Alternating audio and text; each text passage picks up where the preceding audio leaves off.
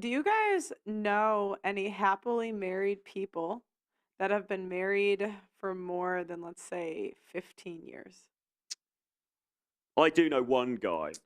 And what makes them special? I know Well, someone, but they're on TV. So, Okay. So what, so what do it you doesn't what do you guys exist. think well, makes them special? I know a guy. I know a couple of older people, and this is where the difference may be. Because I know this guy. I won't say his name, but he's an older guy. He's probably in his late 60s, if not 70s, and they've been married, I think, for at least 30 years, maybe even longer, maybe 40 years. And from all, as far as I can see, well, certainly from his side, they look very happy, and it looks like it's going to be a lifelong thing. But you could say they got married in a very different time. Like that was a long time ago they got married. So, in terms of if you're talking about like newer relationships, where it's 10 years or so, not really, no. So maybe the trad cons are right. We're just not around married people enough. Well, I Well, think the question is, do people Yeah, even no. really, truly want to get married these days? Because I'm No. starting to feel like men don't want to get married anymore. No. Yeah. Sorry, no, I'm kidding. I think I had a conversation with my mum recently, and my mum was like, I don't think men want to get married No, anymore. I think it's women that don't want to get married. And the reason I think that is because when we have the most choice, we don't choose to. So the average age, women have the most sexual power, let's just say at 22, 23. Yeah. Unless you're really fat when you're younger and you lose a bunch of weight, that's when you have the most options. Men, it's like 35 to 40 maybe. And some say even older, but men cash out before women do because the average age of first marriage for both is around 30. Yeah. So men, when they're on the way up, they still cash But out. isn't that just because women are, let's say the average relatively attractive younger woman is just having such a great time that why would she want to give that Yeah. up? It's kind of like that, isn't it? Yeah. Yeah. Well, I Like, mean, I'm thinking when I was 22, I wanted to play volleyball overseas. yeah, exactly, So, yeah. But Yeah, yeah. if I was 22 and I'm on the yacht, the yacht party, these yacht eternal yacht parties. parties with Drake that seem to be happening every fucking Oh, weekend. God. Like, How do I get on one of those, by the way? Oh, that's gonna be my question. Have you been? But I'd probably be doing that. I mean, why would you? That's the problem, isn't it? Because you're right; they're at the peak of their sexual power, but at the same time, the benefits that come with that are very enticing. So why would you want to give that up? Do you guys know anybody that's been on a yacht party? Yes. I know someone who's been on a yacht party with Drake and Future. Wow. Okay. What was it like? Well, I was never with any Well, rappers, just people, friends. Well, it was this girl that I dated briefly, and she, I don't know, I didn't ask too much, but she told me she lived in Miami, and I was like, well, that's an immediate red flag, so But yeah, apparently she'd been living the life. She was a bit of an influencer and stuff, so she'd lived the life a little bit. So I think that's so interesting. I love how how easy it is for women to get access to those things. yeah, And then sometimes when I speak to men, they're like, do you know how much we would love to just be in the room with these people? Like, especially when it's like when you're with the athletes. And the guy's like, we have to go through so much effort just to be in the room with these people, but you don't do anything. You just post a hot selfie and someone DMs you. Even the podcast. I mean, Troy had to be a dating coach for 10 years to get on. yeah, yeah, absolutely, yeah. And you just walked right on. Yeah. to get on like a podcast that big, Yeah, well, again, Myron was saying the same thing the other day, wasn't he? He was saying in order to get access to the people that he's had access to, he's had to really work and build himself up. Whereas if you're a semi-cute, 23-year-old girl from Wyoming or whatever, you could just walk on and you're in the A-list party. Yeah. And it's just how it is. I mean, it's like young women are like the rock stars of the dating world, aren't they? Effectively, I mean. I like that. I don't know if I feel like a rock star right now, but Well, I mean, I guess we're meant to be, right? yeah. That's Well, I just think, I mean, I don't know what I can Why say. are you giving me No, that because I don't look? want to say anything, but just tell me to stop. But I'm not Okay, going go to say who, but you said you'd gotten messages from a high Oh, end. yeah. I wouldn't say Yeah, who, yeah, but please, let's no names, please, confidential. yeah, but the point, and I've gotten messages from high end people too. Yeah. But the point is that men would never get those. Yeah, that's true. Or they would have to work a long time before they Yes. did. Well, men, No, that's true. particularly young men, just have almost negative like value within the dating marketplace, unless you happen to be really good looking or really, if you're the the head of the football team, whatever, or you're a celebrity, then those are exceptions. But for the most part, most regular dudes just have almost zero value, and they have to build their value. Whereas women sort of get the value given up front, but then it's like, okay, what do they do with that value, and then how do they, let's say, capitalize on that value? To make the remainder of their life kind of successful. That's the issue, I think. Yeah, and then also I think what I would say is how many of those DMs are going to be your husband? Well, that's or even get to that, like. Well, that's the other problem, point. isn't it? Because that's another point that gets made a lot. Because yes, you could get DM'd by all these people, but like, like I would even say it doesn't even mean anything, because sometimes it's just empty words. So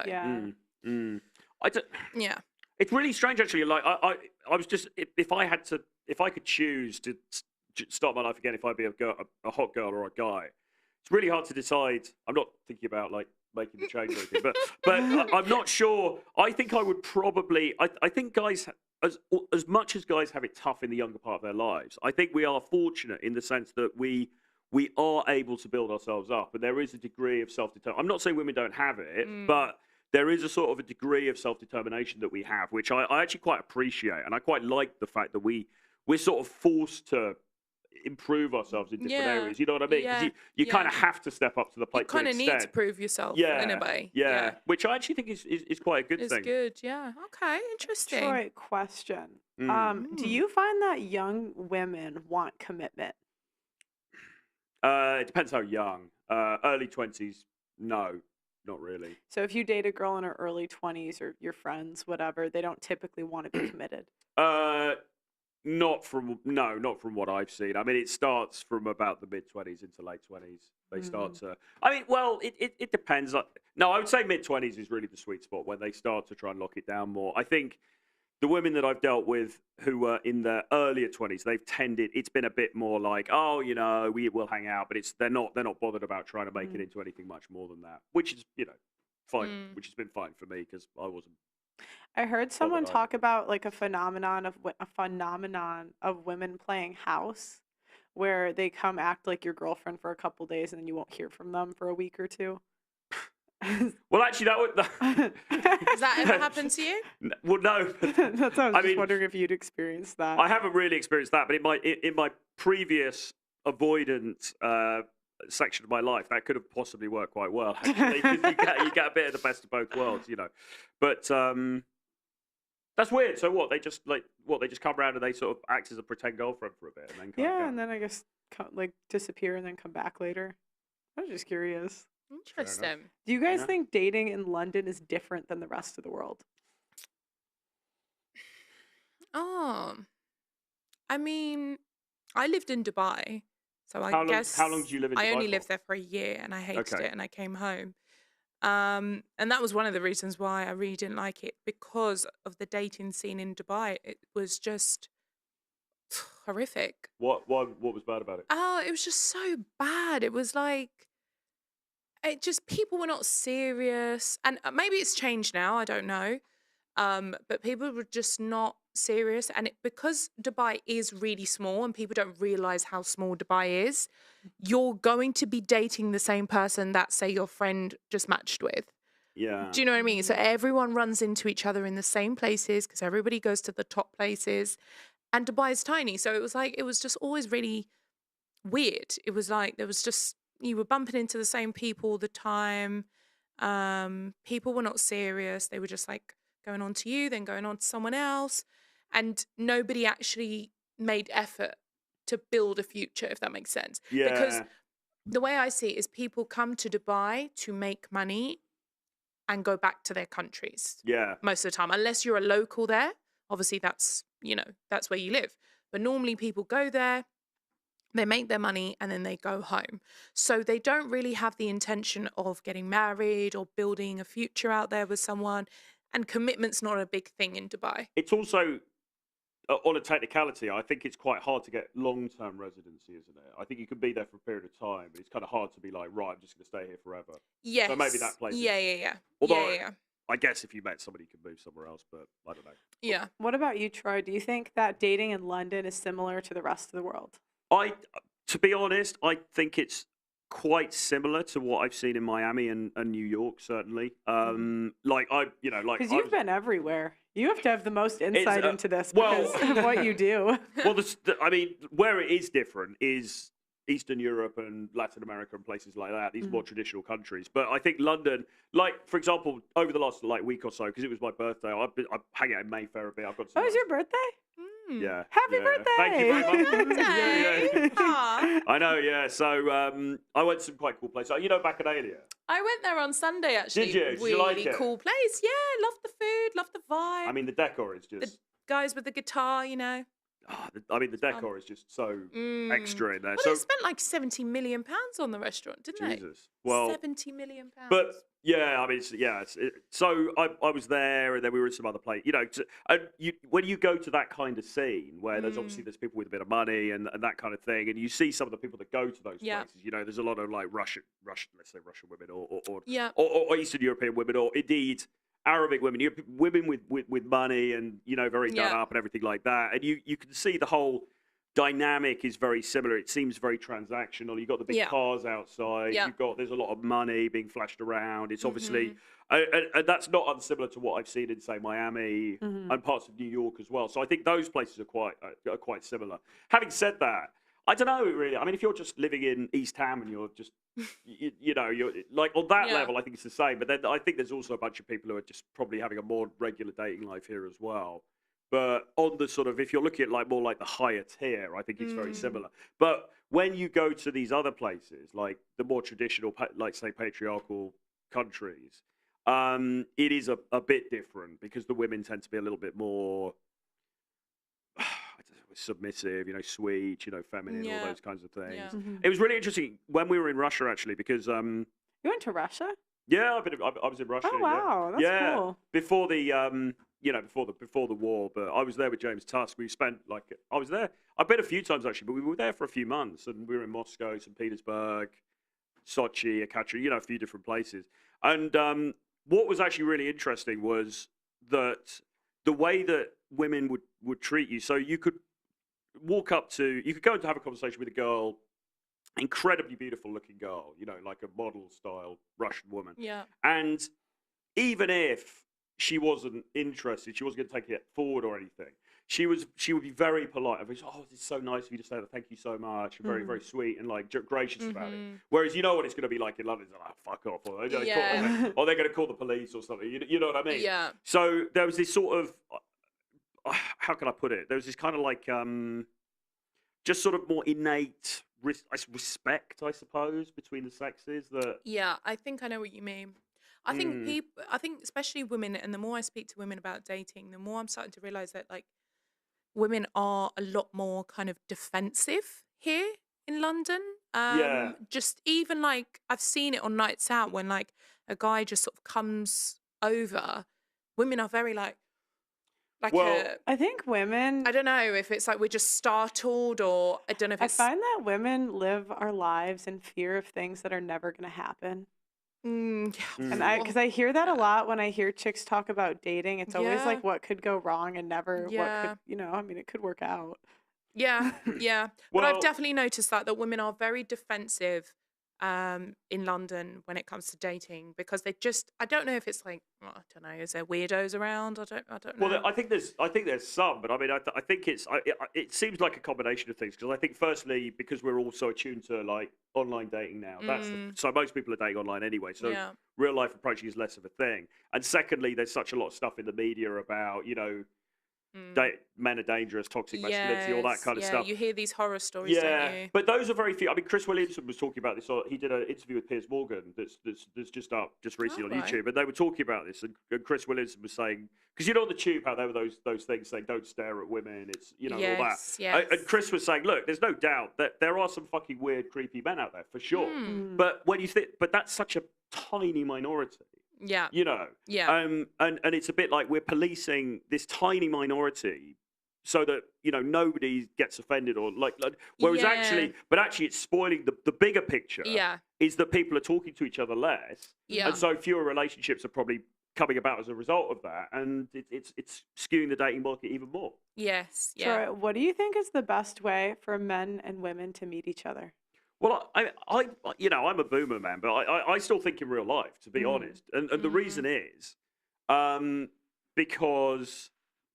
Well, I think it's advantageous for a guy. I mean, yes, London could be is quite a tough environment, but I think in general, if you could go over and you can be confident and you can make a good approach, then in most cases, she's going to be receptive to that. Even if she doesn't, she's not interested. She's probably going to be saying, "Oh, thank you, that was nice," and whatever. It's going to be fine. But if she does like you, you can communicate so much more about yourself in person than you can through just a few pictures on an app. How often do you get approached in a week? I literally got approached when I went to Bacchanalia on Sunday, funnily enough. But I did not like the way he approached me. I was in Claridge's with my friend having tea. She's living the life. Claridge's, Bacchanalia. Well, my friend's German, so she was like, let's go to Claridge's. So I was like, okay. That's not my normal Sunday. I'll just say that. But we was in Claridge's, and then this guy was sat by himself, and he was kind of just looking at me, but he saw I was with my friend, so he didn't really come over.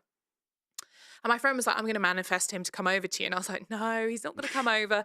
Right at the last minute when he was about to leave, he just came over. And he's like, oh, hi. And the first thing he said to me was, you look like you have Arabic in you.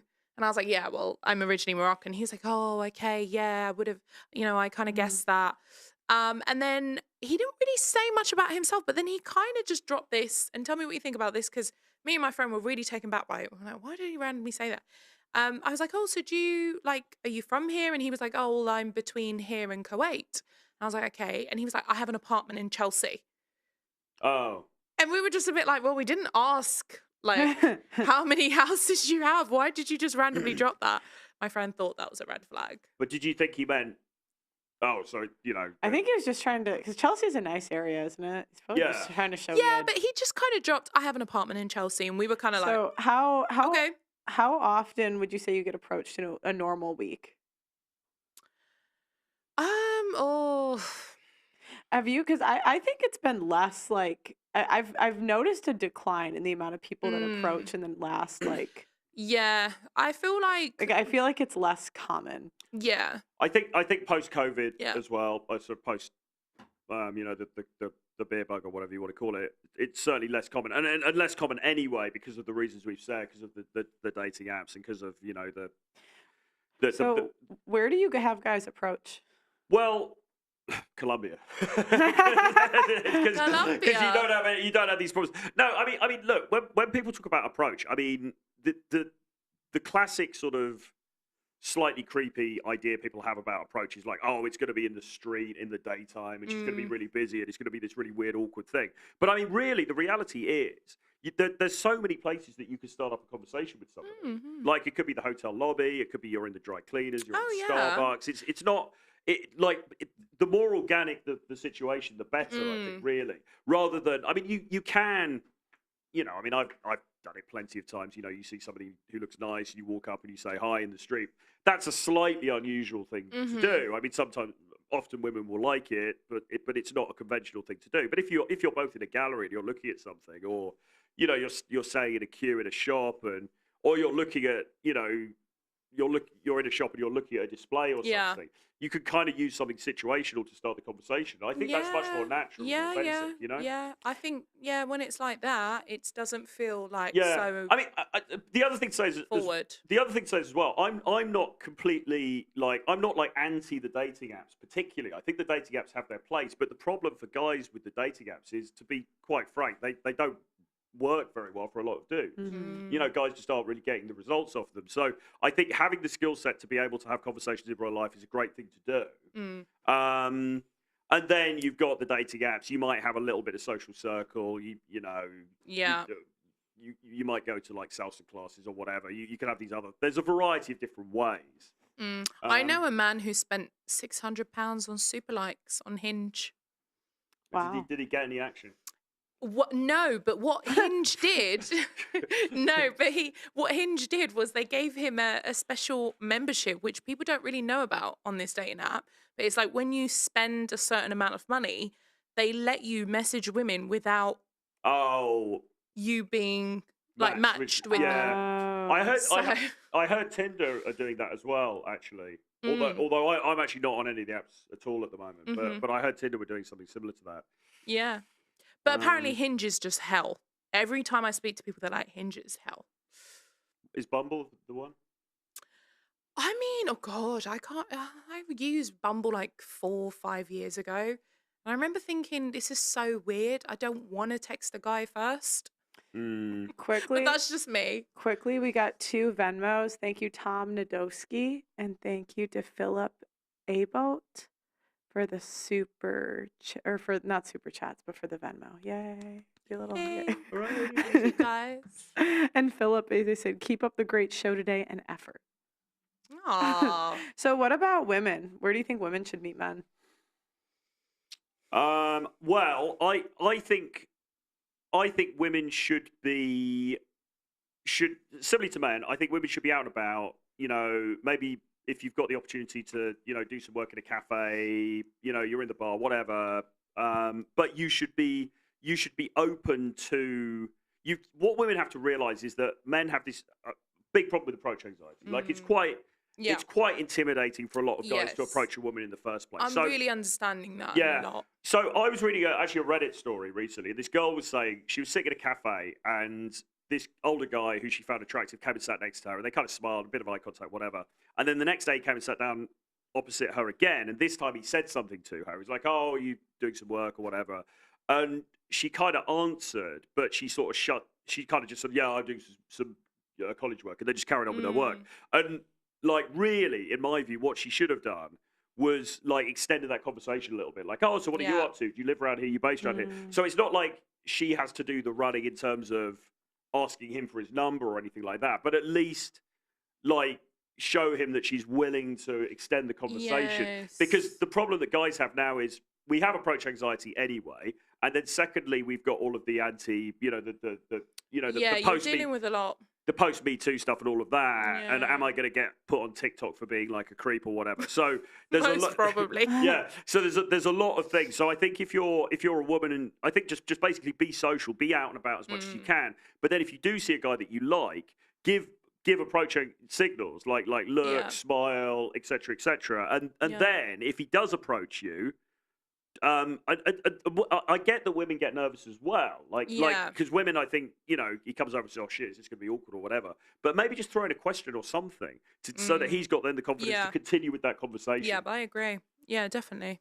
So, what are example of questions? Well, I mean, just anything. What she might ask him. Yeah, I think. Well, just anything really. I mean, I think in that instance, he'd said to her something like, "Oh, are you doing college work?" It almost anything just to keep it going. So she could have said to him, "Oh, yeah, well, actually, I go to this university near here. I'm studying architecture. How about you? I guess you know, do you work in the area or whatever?" I mean, I've had this myself where maybe one of the ways often that you can tell if a woman has some interest in you is if she asks you something, because when you first meeting, because if she does, you can kind of think, well, she wouldn't have asked me a question to prolong the conversation if there wasn't at least something, you know. So sometimes I've had that. And they'll just ask something like, you know, say, "Oh, yeah, you know, I'm here in Warsaw for a few days. I really like the city, blah, blah, blah." And then she might say, "Oh, so why are you here? Do you come here often, or what work do you do or something?" It doesn't have to be that high level from the woman. It's just enough for the guy to have the confidence then for him to continue. Because ultimately, the onus of the riz is still on the guy. But he needs to get some feeling from her that she's open to this. Otherwise, he might just be like, "All right, fuck this," because I don't want to end up on TikTok. So I love how it's all about TikTok these days. Well, I mean, just be careful in the gym. Do you know what I mean? No. Okay.